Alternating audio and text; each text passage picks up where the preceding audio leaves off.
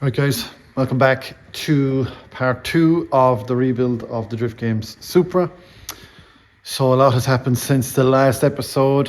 We continued the disassembly and stuff has gone wrong, but we've made some progress also. So we'll go through everything on this video.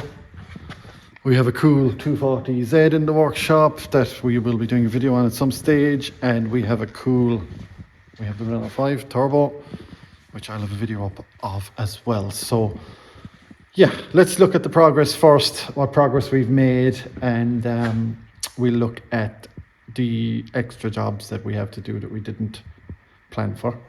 But yeah, let's get into it.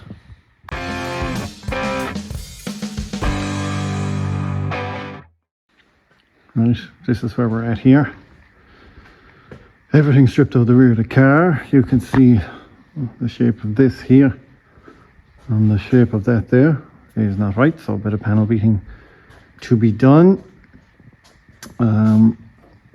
We've got some CV grease here, so we must get the car onto a trolley and outside, get all this cleaned and washed so we can start again. So just show you quickly, we have a few things to address. There's a new subframe going in here obviously tomorrow, I hope. All dirty here too. We have to address, if you can see, the shock top has been eating, well, the gland out of the coilover has been eating the shock top, which we're going to have to fix.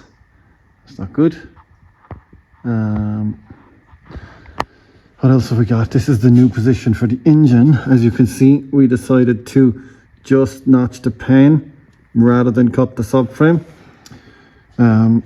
Okay, we're going to lose a small bit of oil capacity here, but I have a plan to make that up elsewhere.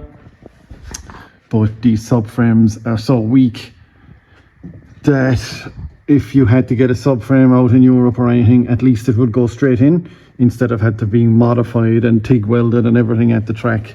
Is not really the right environment to be doing that. So we decided we'd notch the pan and make a standard subframe just pop in and out every time. So this is a one-time job. It's a trade-off. Maybe you prefer to do it the other way. That's the way I decided to do it. And we've only lost a tiny bit of oil capacity there, so I will make that up elsewhere, as I said. So not too worried about that, but it would be equally acceptable to do it the other way. We must get this rack off because it's all over the place. It's not level, whatever's going on there. And yeah, so this will just give you, this is bent in as well, as maybe you could, I'll show you in another video. That needs to be panel beat as well. So she's fully stripped now, not a panel left in it, and all new panels ready to go on. But hopefully engine mounts will be done tomorrow, new ones, and they're going to be cool as fuck. And we will have the new crossmember engine and all that, and then the engine must come out. Yeah, and I'll show you why soon. Right, let's take a look at the subframe for the Supra. A few modifications here. I didn't really want to be doing this as it was lovely and freshly powder coated, but a couple of things had to be done, so we decided to just make a few modifications as we will be responsible for this car. So I want it the way I want it. I'm not knocking the way someone else does it. This is the way I want it, and that's it.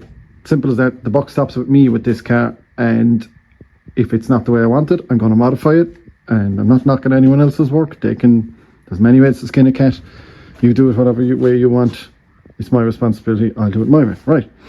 They are the anti-roll bar mounts. So there's the bar. Place is a disgrace, but there is the bar. So aftermarket, I would think sell home bar. And it clamps on, so you have to weld these anyway. Slightly tricky as you get a bit too much penetration and the aluminium bushing is behind it and blah, blah, blah, but it's fine. And we always delete the eccentric washers. So the subframe has a slot in it. Oh, I can show you. There you go. So the subframe has a shot in it, and the original non-adjustable road car arms, you have an eccentric bolt, so you can twist it and it moves the arm in and out. In a race car, these are prone to moving with taps in the wheel, or just much more side load with huge tires and wheels and all that shit. So we delete them. We were going to cut this here, as you can't fasten the jam nut on the adjustable arm, but to be fair, it's been done already on this. So this is a new subframe, and this is a year old at least, or more. So nice to see that done already. Yeah, so both sides done. Obviously, I'll flip it around in a minute and show you. The other side is eccentric as well, obviously, otherwise it doesn't work.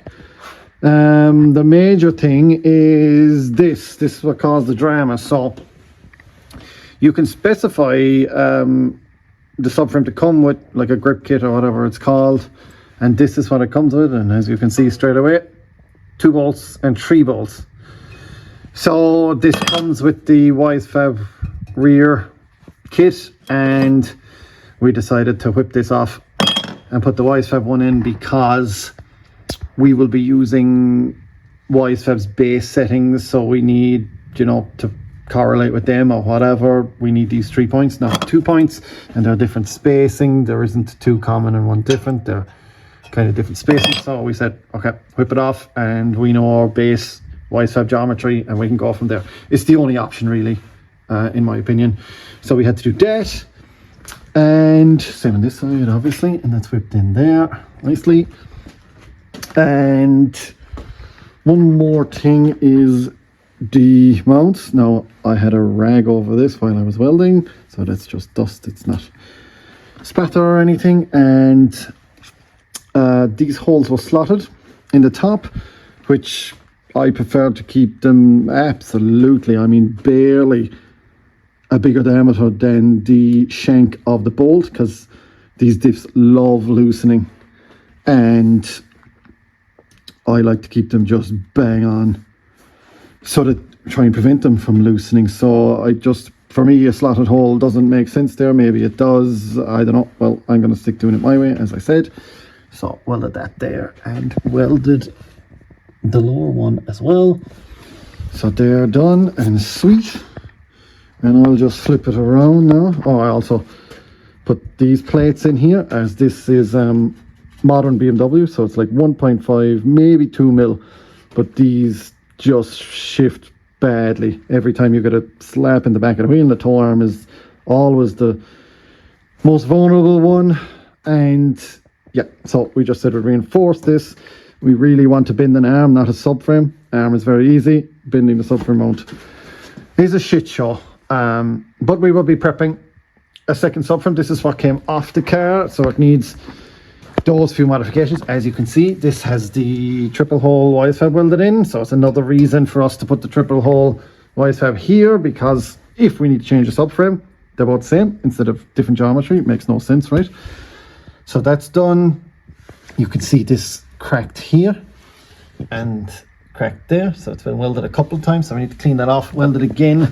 And we are considering having a look at maybe bracing from here to there somewhere, just to, as it seems to be cracking across here, there must be some sort of twist going on that we can help maybe with a brace, but we'll see. That's very easy to do afterwards in the car. We want something bolt on, really, we'll see. Maybe we offer it up if we have to weld in a weld nut or a flat here to accept the brace. We kind of need a different place. We need the car really in the car and kind of complete. But yeah, we need to do the bits on this as well. And yeah, I'll just flip this around and show you what the other side looks like. So here's the other side. That's the brand new Bulldog for Drift Games as well. So that's actually what's going into the car. We gave them the old Bulldog out of the car for the Ferrari because it has over years clutch banging going on, so we just pop a new one in here, and the Ferrari will have no horsepower stress compared to this, so should be fine. And here is the WiseFab arm thingy-mabob, and I might have to just open this. I said I continue to weld, might have to open this out to be able to put the bolt in there. And same with this side. Just continue to weld, and might have to open it to clear the bolt, but I'd rather do that than not weld there. All welded on the back side, and I put some weld in here so it's strong as fuck. And once again, you see the washers welded on this side. They're very well fused, so they're going nowhere. And there's your eccentric delete here, and there's one inside there that you can't see, which was a bit more awkward to weld, but it was fine. And one here. So if I knew I had to do all of this, I would have requested the subframe not to be powder coated, but I didn't know, and I think the subframe was ordered before the car got here anyway. So we'll just key this down and give it a shot of black steel it. We do all the subframes with steel it now because, and you can get steel it in grouply.ie, because it allows us to touch up anything it's very hard wearing anyway, and it allows us to touch up anything at any time during the year, and it matches perfectly, and it levels perfectly. It's just brilliant. It also means any big drama you can weld through it. It's not perfect at conducting the weld, but you can weld through it in an emergency. That's the whole point of steel it, I believe. And yeah, so that's one subframe done. That's ready to be painted, put back into the car, and this is the one that came out. That must be modified and kept as a spare, so we can do that anytime we like, after testing even. And yeah, that's what we do to the subframes. We delete all the eccentric bolts in every subframe we've ever did, pretty much. So we will have an eccentric bolt delete kit as well coming this year that you can purchase on our website, and that will allow you to delete the eccentric slot in a subframe that hasn't been done, and it might be on the car, and that's a Sylvia thing, not a Supra thing. There really isn't the market for the Supra, really. There's only a handful of them, but that's the subframe. That's what it's like. Let's move on to look at something else. So just finishing up on the subframe here. This is the primary subframe, but we made this skid plate which will fasten with the diff here, and then we drill a second bolt in the subframe, so it just fastens with the subframe there and into the diff here. It then bolts through the quick change, and this bolt comes out here and it bolts through there, just tacked together. As you can see, looks like we made a mistake on the drain center, or maybe another diff, a Winters or something, has the drain there, but we probably made a mistake there. Even we make mistakes. And yeah, this is all ready to be rubbed down, painted. Let's just finish off the skid plate, and that'll help join the subframe on the lower side, as well as the way that they're always joined on the upper. Plus you can jack the skid plate if you want to jack the car up really high under the diff. You can just jack the skid plate without being worried about jacking the diff, and of course it stops the diff being screw up off the ground anywhere. So multiple purposes. Hopefully it'll help with the side bolts coming loose all the time, and yeah, just making it flex less by having a skid plate there and tying the subframe together. So another thing that we've come up with, and we're looking to integrate this into the Sylvia subframes that we do as well. So it'll be pretty cool little product when it's done. And yeah, so that's the last bit of the subframe. Just paint it and it's ready to go. Right, so the engine is mounted on the mock-up prototype mounts. This is the right hand side one, passenger side in this car, and the left hand side one is the view from above. You can see nice symmetry with it, and this is the most forward position, and that's where the crank pulley ends up in relation to the front subframe. And what I mean by most forward position is you can take out the bolts and move the block back, and you can go from the bulkhead to 4 inches forward and everything in between, basically. so you can adjust the nose weight of the car on the engine mounts. So it's just a one-time job for the mounts, and pick your position for your engine and fasten the mounts. So the mounts will basically be, probably the most intelligent way I can do them is to just make one mount, and then they're totally adjustable. So that'll, once you take the bolts out, you can push that block all the way, and these two holes will line up here, and that's 4 inches, and it'll be against the bulkhead. So yeah, that's what we've done. These are the prototypes just done in place there now, so they can be taken out and a jig made, and then we can actually make them properly, not with a load of fucking things in the way, trying to be a contortionist with the welding torch. And yeah, we can make them a little bit neater, and we've already come up with another way of doing a couple of bits of it, but this should solve the issue that we're trying to solve, and going forward for everybody should be the go-to mount. We made them that shape so you can still get the bolt in underneath as you move the block back, and it comes down to ears here and a rubber bush, a hard rubber bush there, and the 3 mounting bolts just down onto the original crossmember. So yeah, pretty happy with them. Not the final production version, so I'll show you that when it's ready. Right, so that's the progress that has been made, which is great. But let's get into the shit show that is the rest of the disassembly. Unfortunately, we've had some issues.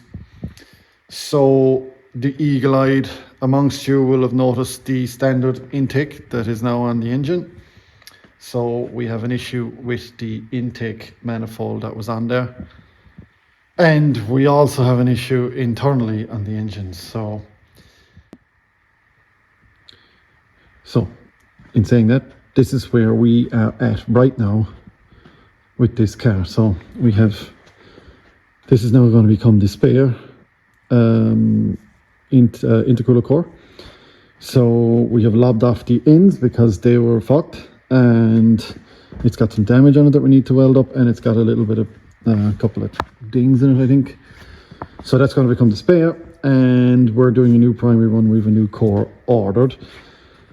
We have the whole engine bay as you see it now. We have it scanned, and we are going to 3D print the in-tanks in aluminium, and we're going to get them to face exactly where we want to face for the turbo. We probably will be putting a power steering pump here and another one here like the car was, but they might move a small bit. We have our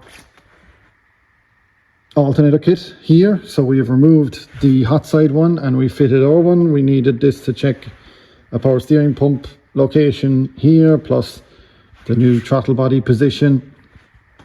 So that's our kit you can buy from groupd.ie, and you'll be able to buy A90 2JZ adjustable engine mounts also, along with a load of other things that are going to be coming. So yeah, we've touched on this. So this is the GTE intake, so this will probably lose maybe up to 5% power, probably less, probably 2 or 3% peak power, but it'll probably gain, I would say, maybe 15% or more mid-range torque. Now, if you speak to anyone who knows anything about engines, they will take that all day long, as opposed to 10 more horsepower. You're talking 100 foot-pounds of torque. Just yeah, give me that all day long.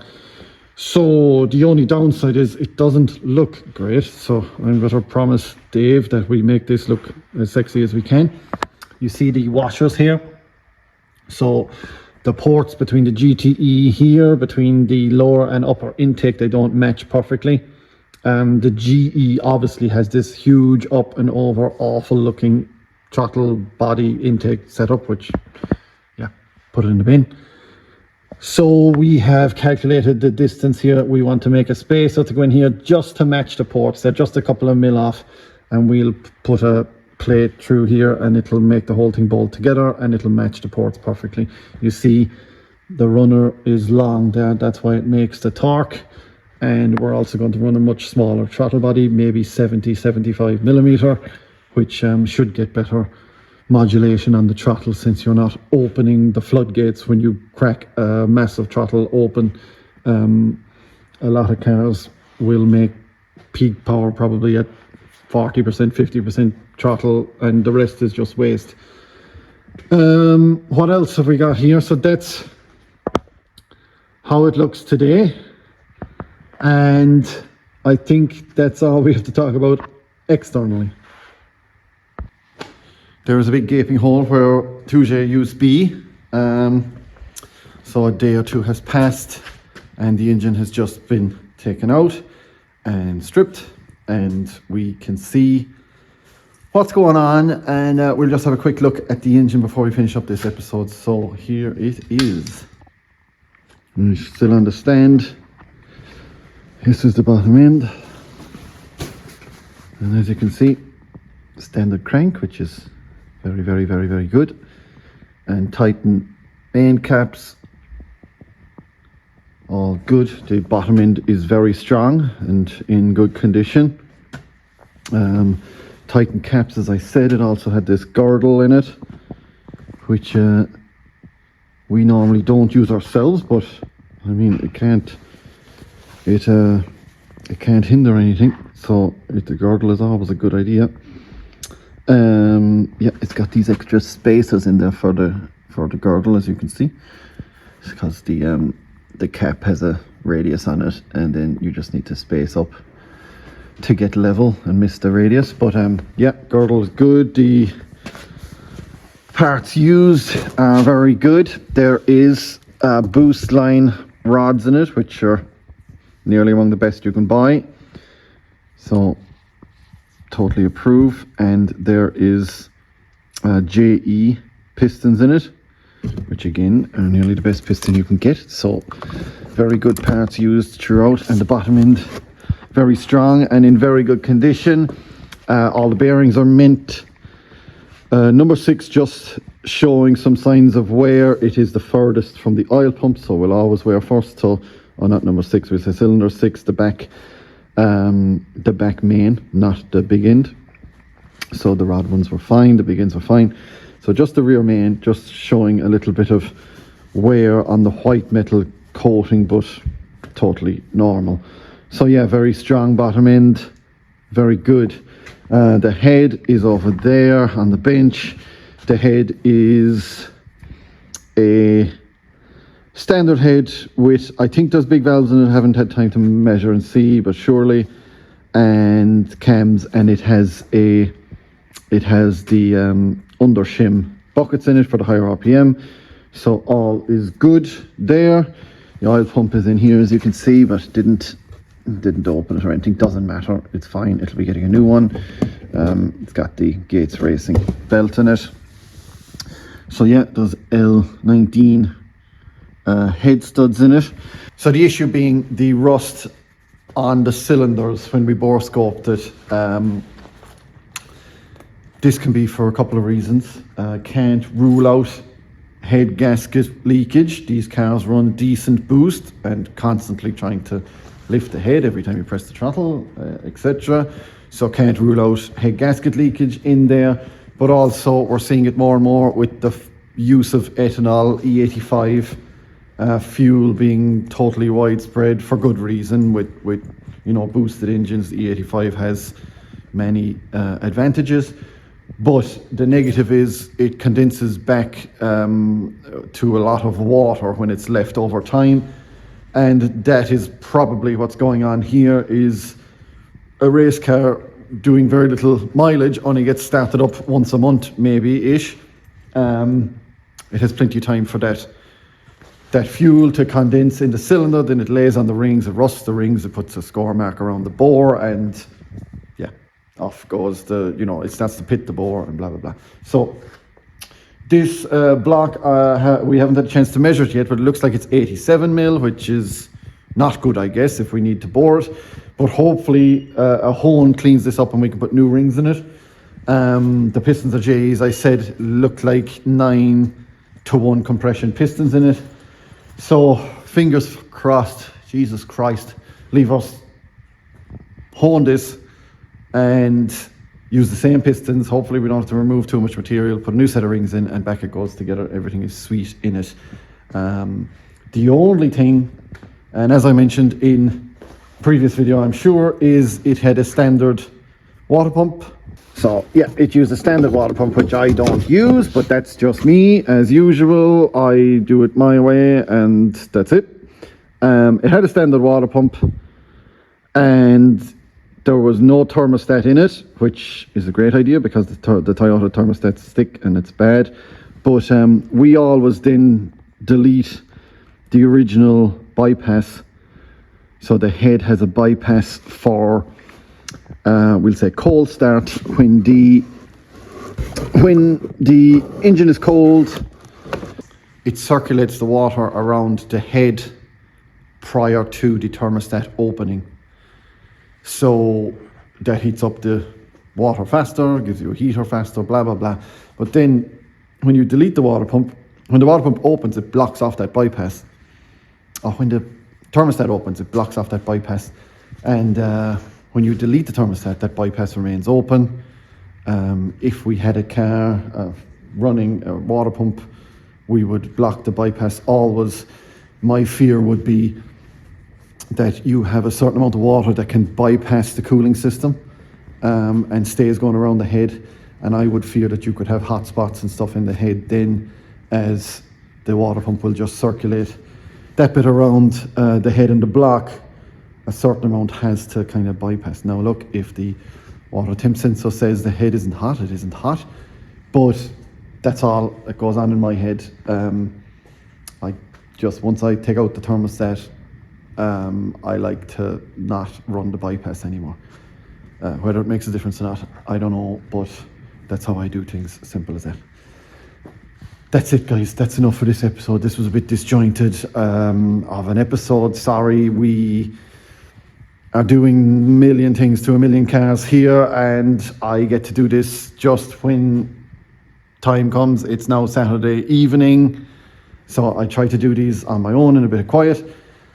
So it's always at night time, and these are unscripted, they're on the fly, so I miss things and blah blah blah, but just giving you an update.